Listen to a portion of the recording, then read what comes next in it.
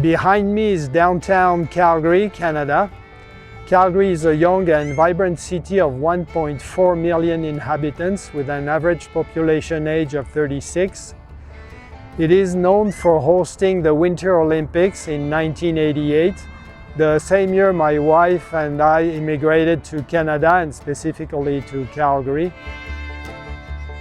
Every summer, Calgary is home to the Calgary Stampede, a Western-themed week-long event of worldwide fame with a parade, daily rodeos and chariot races, country music concerts, and much more. Calgary is located only an hour away from the Canadian Rockies to the west, Banff National Park, the Columbia Icefield, world-famous Lake Louise, and the Drumheller Badlands to the east. Even in town, nature is all around.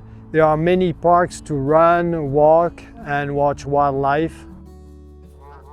We are anxious to have our new vehicle ready so we can explore all the nature Canada and North America have to offer. I will come back to that in a moment. We had a great life the 10 years we lived in Argentina. It was long enough to discover and understand a different culture and learn a new language. Just the same, we're happy to be back in Canada.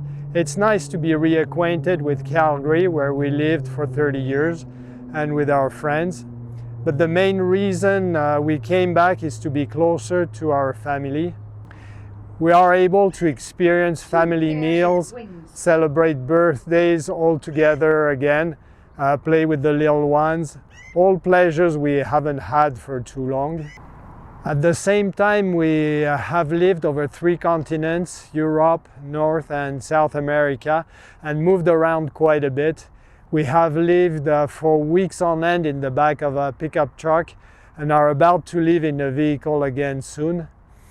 That leaves us with a feeling of not knowing where home really is, of not belonging anywhere. The price to pay for freedom, I suppose. Before I update you on our next vehicle and reveal details of our project, I'd like to close the chapter on Argentina by showing you a few images of our life and adventures down there. Mendoza was a great place to be, always sunny and warm. We saw it improve over time, streets repaved, plazas renovated, the San Martin Park modernized. It has a relaxed lifestyle with many restaurants and cafes. It is close to the spectacular Andes and the highest summit in the Americas, Mount Aconcagua. There are over 1,000 wineries, large and small, around Mendoza. Most are located in stunning locations. Some have their own restaurant where you can spend a very enjoyable day around a good meal. Our very first expedition with the truck was the iconic Tierra del Fuego and Ushuaia. Ushuaia is the southernmost city in the world. It was a childhood dream of mine, never thinking I would actually go there one day. It is a long drive even from Mendoza, often on lonely, non-paved roads.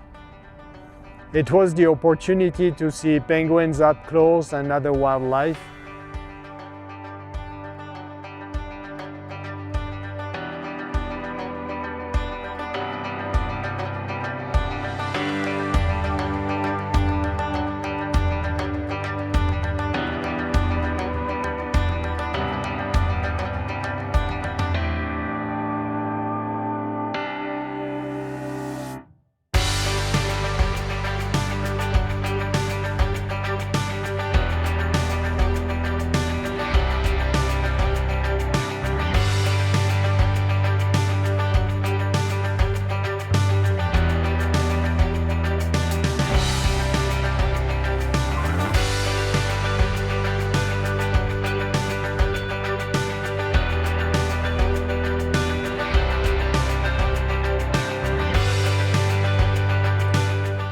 In the northeast corner of Argentina, right against the border with Brazil, we visited the world-famous Iguazu Falls. In the same province, we visited old Spanish missions. One major expedition took us as far north as Peru, Machu Picchu and Lake Titicaca, and the Bolivian Altiplano, where we drove and camped at 5,000 meters. That's over 16,000 feet. All iconic locations in their own right.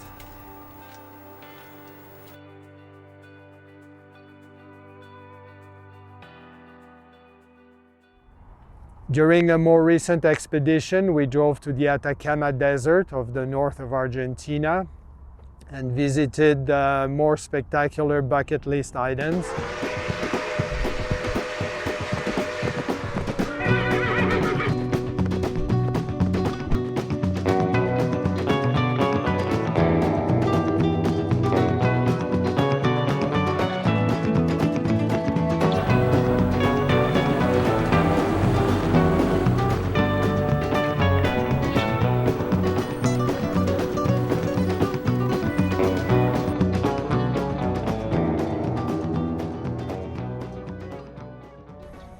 And of course, we took many camping trips in the desert west of Mendoza.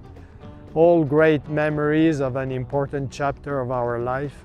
If you haven't seen them yet, there are many videos of our trips on this channel. I'll put links below in the description. Our Ford Ranger proved a capable and reliable vehicle and never failed us during our expeditions and trips. And that brings me to our next vehicle. In October 2022, we ordered the new cargo van, an all-wheel drive Ford Transit in carbonized gray with medium roof and long wheelbase, not extended. I want to build the interior myself and have already made all the plans. As of today, in April 2023, Ford has not yet given us a build date. Once we do get a build date, it will probably take another 2 months before the van arrives at the dealers. It's a long and frustrating wait, even more so for us since the vehicle will be our home on wheels. Until then, we are staying with family and friends who are gracious enough to share their home with us. As I have said before, the channel will continue under the same name. As soon as the Transit shows up, I will do a video on it, and then I will document the build. With that, I will conclude this video. Thank you for watching. Please make sure to subscribe and leave a comment. That helps a lot to grow the channel. I hope I can show you the Transit soon. Bye for now.